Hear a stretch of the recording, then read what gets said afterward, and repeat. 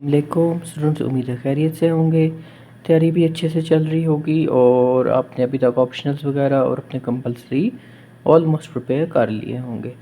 सो आज का जो हमारा टॉपिक है करंट अफेयर्स का ही सब्जेक्ट लेंगे और टॉपिक जो आज हम देखेंगे दैट इज़ प्राइवेटाइजेशन। स्टूडेंट्स, इस साल में नॉर्मली प्राइवेटाइजेशन का टॉपिक मैंने इसलिए चूज़ किया क्योंकि एक्सपेक्टेड है अभी रिसेंटली, क्योंकि जो गवर्नमेंट प्रेस थ्रू कर रही है या जो इनिशिएटिव है उनका कि प्राइवेटाइज़ करने हैं इंस्टीट्यूशन, पर्टिकुलरली जो पीटीसीएल की पीआईए की प्राइवेटाइजेशन अभी की जा रही है। सो लेट्स सी कि ये क्या टॉपिक है और इसको कैसे होना चाहिए था। अच्छा, सम फैक्ट्स। प्राइवेटाइजेशन बेसिकली, पहले मैं एक छोटा सा कॉन्सेप्ट दे दूँ कि प्राइवेटाइजेशन है क्या। प्राइवेटाइजेशन का कॉन्सेप्ट उन इंस्टीट्यूशंस के लिए, बेसिकली दो टाइप्स ऑफ इंस्टीट्यूशंस होते हैं, कुछ स्टेट ओन्ड होते हैं, कुछ वो होते हैं जो प्राइवेट पार्टीज़ या कंपनीज़ या पब्लिक में से कोई लोग उठ के और उनको कंपनीज़ को बिल्ड करते हैं और चलाते हैं। जो स्टेट ओन्ड एंटरप्राइजेज़ हैं वो गवर्नमेंट की मैनेजमेंट होती है, सारा गवर्नमेंट के एम्प्लॉयज़ होते हैं, गवर्नमेंट प्रॉफिट अर्न करती है। But there comes a stage ये दुनिया पूरी में कि गवर्नमेंट्स जो सी हैं, जब वो प्रॉफिटेबल, चाहे वो प्रॉफिट अर्निंग के उस व्यू से देखें या लॉस कर्ब करने के व्यू से देखें, वो उनको प्राइवेटाइज़ करने की तरफ जाते हैं, यानी कि उनको सेल आउट करने की तरफ जाते हैं, उनको प्राइवेट फर्म्स या किसी इंडिविजुअल को सेल आउट करने की तरफ जाते हैं। सो ये प्राइवेटाइजेशन का एक कॉन्सेप्ट है। So let's see, brief facts हम देख लेते हैं। Since 1990 Pakistan has privatised more than 167 institutions जो कि स्टेट ओन्ड थे। In past decade, 200 institutions have generated a loss of more than 500 billion.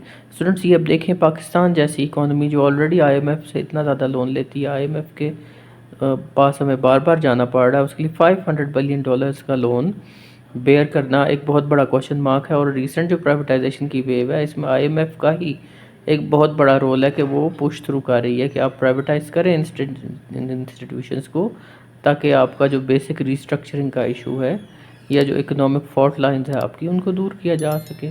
अब पीआईए कितने में सोल्ड हुई जी? 482 मिलियन में सोल्ड हुई टू आरएफ हबीब कंसोर्शियम, और 75% स्टेक्स जो उनसे हैं पीआईए के वो सेल किए जा रहे हैं। इसी तरीके से 30 मोर एंटरप्राइजेज हैं जो कि अंडर प्रोसेस हैं according to the privatisation minister, जिनको उन्होंने अगले साल या 2 साल में प्राइवेटाइज करना है। ये 30 मोर एंटरप्राइजेज हैं। अब हम देखते हैं अल्टरनेटिव्स हैं क्या उन इंस्टीट्यूशंस को लेके जो इंस्टीट्यूशंस लॉसेस बेयर कर रहे हैं, क्योंकि लॉसेस बेयर करना is not a solution. Government कब तक लोन्स लेती रहेगी और इनको चलाती रहेगी, और ना आईएमएफ इस तरीके से हमारा रेवेन्यू एंड एक्सपेंसेस का गैप फिल अप करने के लिए बार बार लोन देता रहेगा। तो 3 अल्टरनेटिव्स, एक तो रीस्ट्रक्चरिंग करें, यानी कि उन इदारों को शुरू से आप उनके फॉल्ट्स ढूंढें, उनको दोबारा से ठीक करें और उनको प्रॉफिटेबल बनाएं रादर देन कि वो लॉसेस जनरेट करें। एक तो तरीका ये है कि आप उन इदारों की रीस्ट्रक्चरिंग करें और उनको आप प्रॉफिटेबल बनाएं, जहाँ पे उनकी वीकनेसेस हैं, लूप होल्स हैं, चाहे सर्विस डिलीवरी में हैं, ओवर एम्प्लॉयड होने की वजह से हैं, या प्रोडक्ट आपका जो है वो सब स्टैंडर्ड है, what ever the reason, management के इश्यूज़ हैं, उनको ठीक करके और रीस्ट्रक्चरिंग की जाए। दूसरा ऑप्शन ये है कि पब्लिक प्राइवेट पार्टनरशिप में चले जाएं, कि आप ओनरशिप रखें और मैनेजमेंट प्राइवेट हायर कर लें और दोनों मिलके प्रॉफिट्स भी शेयर करें और लॉसेस भी, एंड सारा एक पब्लिक प्राइवेट पार्टनरशिप के थ्रू चलाया जाए। Third alternative is privatisation. Government normally इससे ज़्यादा कंफर्टेबल इसलिए है क्योंकि इस वक्त जो करंट गवर्नमेंट है, एक तो आईएमएफ का प्रेशर है, दूसरा इनका पॉइंट ऑफ व्यू ये है कि हम इनसे कुछ ना कुछ प्रॉफिट अर्न कर सकते हैं, जैसे पीआईए की सेल में 482 मिलियन डॉलर्स का किया, बाकी इदारे भी इसी तरह कुछ हमें प्रॉफिट जनरेट करके दे सकते हैं। और दूसरा जो चैलेंज गवर्नमेंट इस वक्त फेस कर रही है वो इन एम्प्लॉयज़ की सैलरीज़ का और फिर इनकी पेंशन्स का भी है कि उनको कहाँ से दिए जाएं, क्योंकि आईएमएफ ने ये भी पॉइंट आउट किया कि आप जो पेंशन्स पे आउट कर रहे हैं या जो पाकिस्तान की गवर्नमेंट पे आउट कर रही है, चाहे वो फेडरल है या प्रोविंशियल है, वो भी एक बहुत बड़ा लार्ज चंक है और इतने रिसोर्सेज हैं नहीं गवर्नमेंट के पास कि वो पेंशन्स पे कर सके। सो इसको भी रिकन्सिडर करना। सो इन चीज़ों से जान छुड़ाने के लिए गवर्नमेंट हैज़ डिसाइडेड कि हम प्राइवेटाइजेशन की तरफ जाएँ और इदारे को पूरे का पूरा सेल आउट कर दिया जाए टू अ प्राइवेट एंटिटी। अब हमारे पास ऑब्जेक्टिव्स देख लेते हैं। स्ट्रेंथनिंग पब्लिक सेक्टर, क्योंकि जब प्राइवेट पार्टीज़ आ जाएंगी डेफिनेटली तो आपका पब्लिक सेक्टर इम्प्रूव होता है उसमें एफिशिएंसी भी आएगी, उसमें कंपटीशन भी इम्प्रूव होगा। फिर improving efficiency and service delivery है, इकोनॉमिक ईज़ है, फिर रिड्यूसिंग सब्सिडीज़ हैं या reducing economic losses on the government end of government. ये कुछ ऑब्जेक्टिव्स हैं। आगे हमारे पास है जी कि मेथड्स ऑफ प्राइवेटाइजेशन, मुख्तलिफ मेथड्स हैं। एक तो है सेल, कि आप या एसेट सेल कर दें या शेयर सेल कर दें, मतलब अपना पूरे का पूरा एक बिज़नेस जिस तरीके से PI है इसमें आपने एसेट्स अपने जो जहाज़ वगैरह हैं वो भी सेल आउट कर रहे हैं या शेयर्स हैं उनके वो भी सेल आउट कर रहे हैं। सो एक सेल का। एक है लीज़ का, कि आप प्राइवेट कंपनी को किसी प्राइवेट कंपनी को दे दें, उनसे कहें कि जनाब आप 15 साल 10 साल के लिए इस कंपनी को चलाएं, इसको प्रॉफिटेबल बनाएं और 15 साल बाद आप इसे हमें वापस कर देंगे। ऑल्दो पाकिस्तान में ये बहुत ज़्यादा प्रैक्टिस नहीं होता बट स्टिल ये एक पॉसिबिलिटी है। फिर है ट्रांसफ़र ऑफ मैनेजमेंट राइट्स, कि मैनेजमेंट आप किसी प्राइवेट कंपनी को दे दें। फॉर एग्ज़ाम्पल इसमें अगर थोड़ा सा अगर हमें मिलता जुलता एग्ज़ाम्पल मिलेगा तो वो पुराने ज़माने में PTCL का मिलेगा, कि उसमें अपने मैनेजमेंट राइट्स को सेल किया और ओनरशिप जो सी है वो काफ़ी हद तक गवर्नमेंट ने अपने पास रखी। सो वो एक एग्ज़ाम्पल है। फिर है पब्लिक ऑफरिंग या सेल्स टू एम्प्लॉयज़, कि आप जो एम्प्लॉयज़ चला रहे हैं उस इदारे को, आप उन्हीं को कहें कि जनाब आप शेयर्स खरीद लें और ओनरशिप का हिस्सा बन जाए। इससे ये होता है कि जब आप उनको ओनरशिप दे देते हैं तो फिर उनका स्टेक्स आ जाते हैं, इंटरेस्ट आ जाते हैं कि इदारा चले, इदारा प्रॉफिट जनरेट करे, क्योंकि जितना वो प्रॉफिट जनरेट करेगा उतना उसमें उनको भी फ़ायदा है। सो ये कुछ डिफरेंट मेथड्स ऑफ प्राइवेटाइजेशन आ गए।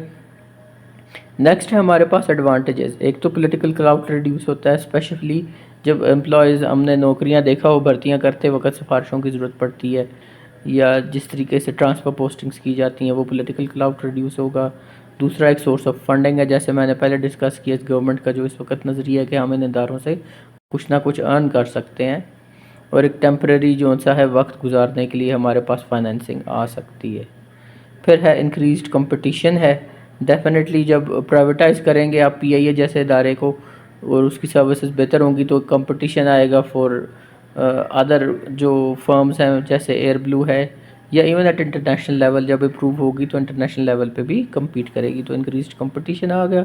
फिर फाइनेंशियल मैनेजमेंट एंड एफिशिएंसी की बात आ गई। फाइनेंशियल मैनेजमेंट क्योंकि जब एम्प्लॉयज़ का और मैंने उनकी पेंशन्स का एक्सेट्रा एक्सेट्रा उनकी जो पर्क्स हैं उनकी डिस्कशन की कि वो गवर्नमेंट के एंड से रिड्यूस हो जाएंगे और एफिशिएंसी भी बेहतर होगी, कंपनी अपने प्रॉफिट्स अपनी खुद जनरेट करना शुरू कर देगी और अपना बोझ वो खुद उठाने लग पड़ेगी। सो ये एडवांटेजेस आ गए। फिर हमारे पास हैं डिसएडवांटेजेस क्या है।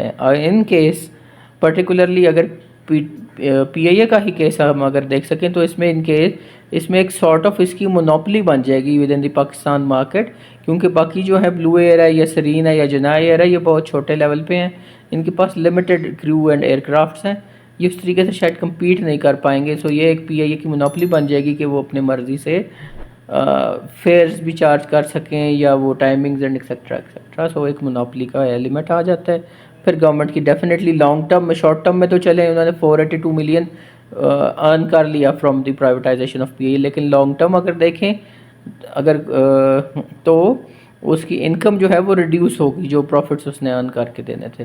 फिर अनएम्प्लॉयमेंट का भी डेफिनेटली एक फैक्टर है, क्योंकि मोस्टली पब्लिक सेक्टर जो पाकिस्तान का है that is over employed, extra hiring की हुई है। सो वो डेफिनेटली जब रिस्ट्रक्चरिंग की तरफ जाएगा प्राइवेट सेक्टर, आरिफ हबीब है या कोई भी प्राइवेट सेक्टर है चाहे वो PIA से हट के कोई भी हो, तो वो एम्प्लॉयज़ जो एक्स्ट्रा है उनको ले ऑफ करेगा और उनकी मैक्सिमम कोशिश होगी कि कम से कम एम्प्लॉयज़ रखें और इनसे हम ज़्यादा से ज़्यादा काम लें। सो एक अनएम्प्लॉयमेंट का भी एक एलिमेंट आ जाता है इसमें। और लास्ट में हम बात कर लेते हैं conditions of successful privatisation, specially in case of Pakistan की हम बात करें तो ट्रांसपेरेंसी सबसे बड़ी चीज़ है, सबसे बड़ा एलिमेंट है जो कि प्राइवेटाइजेशन के लिए ज़रूरी है। फिर सीक्वेंस ऑफ टाइमिंग कि आप किस टाइम पे प्राइवेटाइजेशन की तरफ जा रहे हैं, क्या ये आइडियल टाइम है PIA को प्राइवेटाइज़ करने का या किसी भी और इदारे को प्राइवेटाइज़ करने का। फिर क्रेडिबिलिटी ऑफ प्राइवेट सेक्टर, जो ख़रीद रहा है क्या उसकी इतनी क्रेडिबिलिटी है कि वो अभी भी पे ऑफ कर सके और फिर आगे चल के टैक्सेस वगैरह भी दे सके, और फिर उसकी मैनेजमेंट में इतनी कैपेसिटी है कि वो इस इदारे को चला सके। फिर clear and long term policy is the final thing.